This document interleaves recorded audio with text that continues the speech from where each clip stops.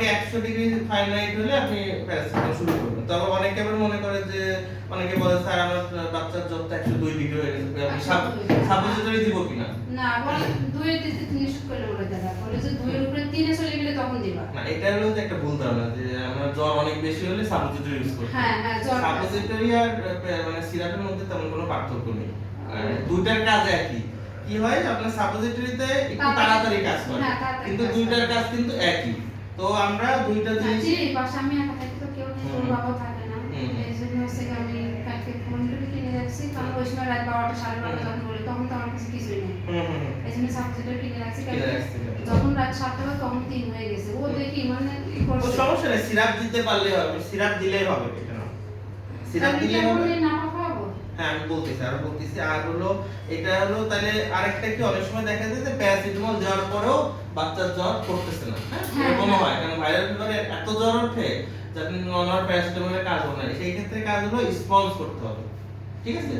Sponge করবেন কিভাবে? ওই যে একটা হালকা পাতলা একটা তেনা বা একটা রুমাল নিয়ে বা একটা কাপড় নিয়ে আপনি কুসুম গরম পানিতে একটু ভিজাবেন, ভিজে ওর সব জায়গায় ভালো করে স্পঞ্জ করে দিতে হবে, বিশেষ করে ভাঁজের জায়গায়, যেমন গলা, তারপরে এই যে বগল, আমি বগলের গলাটা এটা পাতলে ভালো করে মতো হাতের তালিকা গরম বেশি থাকে, তারপরে হলো আপনার এই যে পায়ের ভাঁজ, এগুলো খুব ভালো করে মুছাবেন। মুছাতে দেখবেন যে টেম্পারেচার আস্তে আস্তে কমে যাচ্ছে। কিন্তু জ্বর যদি দেখা যায় 5-6 দিন পার হয়ে যাচ্ছে, তখন অ্যান্টিবায়োটিক ইউজ করতে হবে।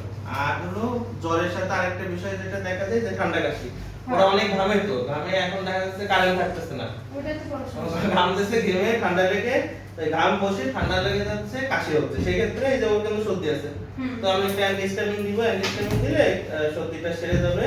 আর কাশি থাকলে কাশির জন্য কিছু টোপেন খাওয়াচ্ছি, যে টোপেন আমি সাধারণত ঠান্ডা মান্ডা লাগলে একটু টোপেনই খাওয়াই, অন্য কোনো কিছু খাওয়াই না, কাশি আর অ্যাম্বুলেন্সটা খাওয়াই, এমনিতেই খাওয়াই। আমি কিছু ওষুধ লিখে দেবো, ওইটা দিলে ওর কাশিটাও চলে যাবে। আর হলো খেয়াল রাখতে হবে যে বাসায় ফ্যান হলো বৈদ্যুতিক ফ্যান, আপনি আবার বেশি জোরে দেওয়া যাবে না। চার্জার ফ্যান কারেন্ট চলে গেলে চার্জার কারেন্ট থাকা অবস্থায় মানে অনেক বেশি জোরে দিবে না, একটা সহনীয় মাত্রায় থাকতে হবে, কারণ বেশি জোরে দিলে ঠান্ডা আর তাদের বাসায় দেখা যাচ্ছে যে তোমার ভালো লাগছে না। আচ্ছা, আর তাদের বাসায় দেখা যাচ্ছে যে ইয়ে আছে, যদি এসি টেসি থাকে বা শীতাতপ নিয়ন্ত্রণ যন্ত্র থাকে, সেই ক্ষেত্রেও টেম্পারেচার 23 থেকে 24 বা 24 থেকে 25 ডিগ্রি সেলসিয়াস রাখতে হবে। বেশি কমানো যাবে না, কমালে ওর ঠান্ডা লেগে যাবে। আর একটা হলো গরমের সময় বাচ্চা যদি গ্রামে গিয়েছিল না, গ্রামে তো অনেক রোদ পড়ে, ওইটা খেয়াল রাখতে হবে বাচ্চারা যেন রোদের মধ্যে দৌড়াদৌড়ি না করে। দৌড়াদৌড়ি করলে ওই ঘাম বসবে এবং ঠান্ডা লাগবে। আর 3 দিন ছিলেন। আরেকটা বিষয় ওই গ্রামে তো আবার ছায়া অনেক আছে, গাছ গাছালি যেখানে সেখানে প্রচুর বাড়ি ভিতরে এটা থাকে না, 1 মিনিট স্থির বসে থাকে। তো গাছ, যে সরকারি গাছ আছে, বাচ্চাদের আমরা বলি যে শীতে গরমের সময় গাছ গাছালি যেখানে আছে, ছায়া আছে, ঠান্ডা আছে, যেখানে মানে বাতাসের চলাফেরা ভালো, বাতাস ভালো চলাফেরা করে, ওই জায়গায় আপনি রেস্ট নিতে পারবেন। আর জামা কাপড় পরানোর ব্যাপারে কিছু ব্যাপার আছে, ওর ওটা ঠিক আছে যে সুতির জামা কাপড় পরাবেন, আর হলো সাদা কালারের, ওটা যে কালার ঠিক আছে, হ্যাঁ সাদা কালার হবে কি আপনার ওই যে তাপমাত্রাটা শোষণ কম হয়, তাপমাত্রার প্রতিফলন বেশি হয়। ওর এই যে এরকম সাদা জামা, সুতির জামা পরাইতে হবে, বেশি সিনথেটিকের কোনো জামা পরানো যাবে না, ঠিক আছে? সারের কাছে আছে ভিতরে, হ্যাঁ একটু আছে এটা। আচ্ছা তাহলে তুমি চলে যাও। আচ্ছা না হ্যাঁ তা তো হবে না, এটা না আচ্ছা। আর ওই ইয়া কি মানে আমরা ওষুধ দিয়ে দিচ্ছি, আর অনেক সময় দেখা যায় পেটের প্রবলেম হতে পারে, তো দিকে খেয়াল রাখবেন।